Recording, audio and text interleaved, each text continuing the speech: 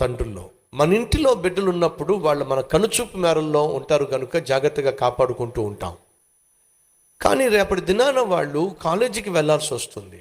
ఇతర పట్టణానికి, ఇతర ప్రాంతానికి, ఇతర దేశానికి కూడా బిడ్డలు వెళ్ళాల్సి వస్తుంది. మన ఇంటిలో మన రెక్కల చోటున పెరిగినటువంటి బిడ్డలు సడన్గా గూడు విడిచి బయటికి వెళ్ళాల్సి వచ్చినప్పుడు తల్లి కావచ్చు, తండ్రి కావచ్చు, ఎంత ఆవేదనో, ఎంత భయమో. ఒక్కగాని ఒక కూతురు ఎప్పుడు ఇల్లు విడిచిపెట్టి వెళ్ళలేదు. ఒక్కగాని ఒక కొడుకు ఎప్పుడు మాకు దూరంగా ఉండలేదు. ఇప్పుడు దూరంగా ఉండాల్సి వస్తుంది. దూరంగా ఉండడానికి వెళ్తున్నాడు. నా కూతురు ఏమైపోతుందో, నా కొడుకు ఏమైపోతాడో. దేశం కాని దేశము, భాష రానటువంటి భాష, తెలియనటువంటి ప్రదేశం.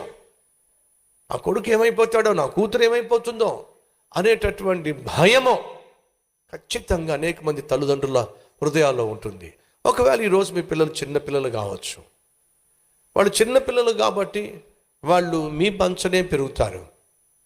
ప్రిన్స్ బాబు అలాగే సుహాస్ బాబు చాలా కాలం నా దగ్గరే పెరిగారు. వాళ్ళు అనగా ప్రిన్స్కి 20 సంవత్సరాలు వచ్చేంత వరకు ఎప్పుడు నన్ను విడిచిపెట్టలేం.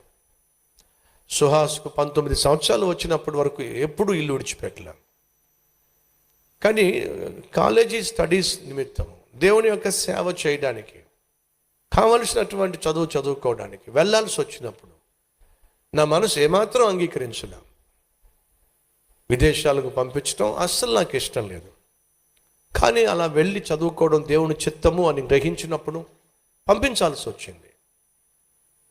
ఒక కొడుకును ముందు పంపించి రెండో వాడిని తర్వాత పంపించినా బాగుండేది. కానీ జరిగింది ఏమిటి? ఆల్మోస్ట్ 3-4 months డిఫరెన్స్లో ఇద్దరిని పంపించాల్సి వచ్చింది. 20 సంవత్సరాలుగా ఎప్పుడు కూడా బిడ్డలు లేకుండా ఉన్నటువంటి బిడ్డలు బయటికి వెళ్ళకుండా ఇంట్లోనే కనిపిస్తూ వచ్చారు. సడన్గా 2 బిడ్డలు వెళ్ళవలసి వస్తే తల్లిగా తండ్రిగా ఖచ్చితంగా అది తీరని లోటు. ఒకప్పుడు ఆ సమస్య నాకు లేదు. తర్వాత బిడ్డలు పెరిగిన తర్వాత ఆ బిడ్డలు మన గూడు విడిచి వెళ్ళాల్సినటువంటి సమయం వచ్చినప్పుడు వెళ్ళాల్సిందే. తమ్ముళ్ళు చెల్లెళ్ళు, ఈరోజు మీకు అర్థం కాకపోవచ్చు, కానీ ఈ మాటలు జాగ్రత్తగా మీ హృదయాల్లో రాసుకోండి. అలా బిడ్డలను బయటికి పంపించాల్సి వచ్చినప్పుడు, ప్రమాదకరమైనటువంటి ప్రపంచంలోనికి బిడ్డలను వదిలిపెట్టాల్సి వచ్చినప్పుడు ఏం చేయాలి? ఎటు చూసినా పాపం పెట్టిరిగిపోతూ ఉంది. రోజు రోజుకు పాపం పెరిగిపోతూ ఉంది. 12 సంవత్సరాల అమ్మాయిలు, 13 సంవత్సరాల అమ్మాయిలు గర్భం ధరిస్తున్న రోజులు ఇవి. దారుణమైనటువంటి పరిస్థితులు మనం చూస్తున్నాం. 8 సంవత్సరాలు 9 సంవత్సరాలు పసిపిల్లవాడు రేప్ చేస్తున్నటువంటి దినాలు ఇవి. అటువంటి దుర్మార్గమైనటువంటి దుష్టకరమైనటువంటి ఆ పాపిష్టి సమాజం మన చుట్టూ దాపరించింది. మోషే జన్మించిన రోజులు బహు ప్రమాదకరమైనవి. మరణము తాండవిస్తూ ఉంది. ఆ తల్లి ఏం చేసిందో తెలుసా?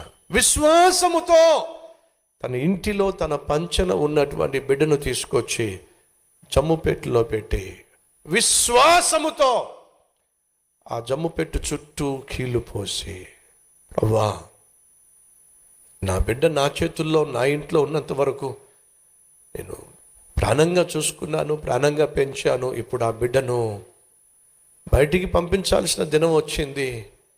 ఆ బిడ్డను నీ చేతికి అప్పగిస్తున్నాను ప్రభువా అని ఆ తల్లి విశ్వాసముతో ఆ బిడ్డను ప్రమాదకరమైనటువంటి నైలు నదిలోనికి జమ్ముపెట్టులో పెట్టి విడిచిపెట్టింది. అలా విడిచిపెట్టినప్పుడు తల్లి ఏం చేసింది? విశ్వాసాన్ని కనపరిచింది. అలాగే వెనువెంటే ప్రార్థనతో కనిపెట్టింది. ఫలితం ఏమిటి? ప్రమాదకరమైన నైలు నదిలో కుమారుణ్ణి విడిచిపెట్టవలసి వచ్చినప్పుడు ప్రార్థనతో విడిచిపెట్టింది, విశ్వాసంతో విడిచిపెట్టింది, దేవుని మీద నమ్మకంతో విడిచిపెట్టింది. దేవుడు ఏం చేశాడు చెప్పండి? ఆ కుమారుణ్ణి అడ్రస్ లేకుండా చేశాడా? అపాయాలతో ఆపదలతో చంపేశాడా? లేదండి. ఏం చేశాడు? దేవుడు ఆ కుమారుణ్ణి ఇశ్రాయేలీయులను బానిసత్వం నుంచి విడిపించే మహా గొప్ప నాయకునిగా దేవుడు చేశాడు. ఆ తల్లి చేసింది ఏంటో చూడండి. జమ్ము పెట్టె చుట్టూ కీలు పూసింది. ఎందుకని? నీళ్లు ఆ జమ్ము పెట్టెలోకి వచ్చినట్లయితే బిడ్డ మునిగిపోతాడు. కాబట్టి బయట నుంచి ప్రమాదంగా ఉన్నటువంటి ఆ నైలు నది బిడ్డ జీవితంలో లేక బిడ్డ ఉన్నటువంటి ఆ జమ్మపేటలో ప్రవేశించకున్నట్లు చుట్టూ తనేం చేసింది? కీలు పోసింది. లోకంలో మన బిడ్డలు ఉండాల్సిందే, కానీ మన బిడ్డల్లోనికి మాత్రం లోకము రాకుండా ఉండాలంటే తల్లిగా తండ్రిగా మనం ఏం చేయాలి? ప్రార్థన అనే కీలు పూసి మన బిడ్డలను ఏం చేయాలి? కాపాడుకోవాలి. తండ్రులు తల్లులు మన బిడ్డలు పాడైపోతున్నారు, చెడిపోతున్నారు, తిరగబడుతున్నారు, దురలవాట్లకు బానిసలైపోతున్నారు అని వాపోతున్నాం, బాధపడుతున్నాం. కానీ ఓ ప్రశ్న, వాళ్ళ కోసం మనం చేయాల్సిన ప్రార్థన నిజంగా చేశామా? వాళ్ళ చుట్టూ వేయాల్సినటువంటి ప్రార్థన అనే కంచె మనం వేశామా? ఒక్కసారి ఆలోచించండి. యోబు చేసింది ఏమిటో సాతాను చెప్తున్నాడు, చూద్దాం రండి. 1వ అధ్యాయము 10వ వచనం. ఇందాక మనం చదివింది ఏమిటి? ఉదయమునే లేచి దేవుని సన్నిధిన దహన బలులు అర్పిస్తూ తన బిడ్డల కోసం ప్రార్థన చేసేవాడు. 10వ వచనం. నీవు అతనికిని అతని ఇంటి వారికిని అతనికి కలిగిన సమస్తమునకును చుట్టూ కంచె వేసితివి కదా. యోబు ప్రార్థన ఏం చేసిందో తెలుసా? యోబు కలిగిన సమస్తమునకు, తన ఇంటికి, తన బిడ్డలకు చుట్టూ ఏం చేసింది? కంచె వేసేసింది. దుష్టుడైనటువంటి సైతాను యోబును కానీ, యోబు కలిగిన ఆస్తిని కానీ, యోబు కలిగినటువంటి బిడ్డలను కానీ, కుటుంబాన్ని కానీ సైతాను ముట్టలేకపోయాడు. కారణం ఏమిటంటే యోబు చేసిన ప్రార్థన వల్ల, అర్పించిన దహన బలుల వల్ల దేవుడు సంతోషించి ఏం చేశాడు? యోబు చుట్టూ కంచె వేసేశాడు. ఏ అపాయము, ఏ ఆపద యోబుకు కానీ, యోబు యొక్క బిడ్డలకు కానీ, కుటుంబానికి కానీ, తాను కలిగి ఉన్న ఆస్తికి కానీ కలగడానికి వీల్లేదు.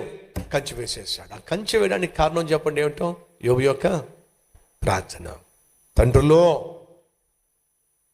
రేయి మొదటి జామున లేచి మన కుటుంబం చుట్టూ కంచె వేసుకోవాల్సిన బాధ్యత ఇంటికి యజమానిగా నీ మీద ఉంది. తల్లులో మోషే తల్లి వలె బిడ్డలు లోకంలో చదువుకోవాల్సి వచ్చినా ఆ బిడ్డల లోనికి లోకం రాకుండా తల్లిగా నువ్వేం చేయాలి? అపాయం రాకుండా, ఆపద రాకుండా, బిడ్డలను సైతాను ముట్టకుండా తల్లిగా నువ్వు వారి చుట్టూ కీలు పోయాలి. అనగా ప్రార్థన అనేటటువంటి కీలు పూసి వారిని పెంచాలి.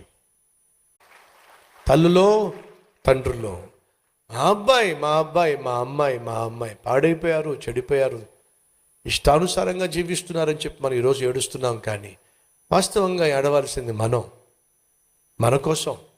అదే కదా యేసయ్య చెప్పింది, అమలారా నా కోసం ఏడుస్తున్నారా? ఏడవకండి, మీకోసం ఏడవండి. తండ్రులు తల్లులో మన బిడ్డలు పసిపిల్లలుగా ఉన్నప్పుడే వాళ్ళ కోసం మనం ఏడవాల్సింది. మన బిడ్డలు బాలికలుగా ఉన్నప్పుడే మనం వాళ్ళ కోసం ఏడవాల్సింది. మన బిడ్డలు యవనస్తులుగా ఉన్నప్పుడే వాళ్ళ కోసం మనం ఏడవాల్సింది.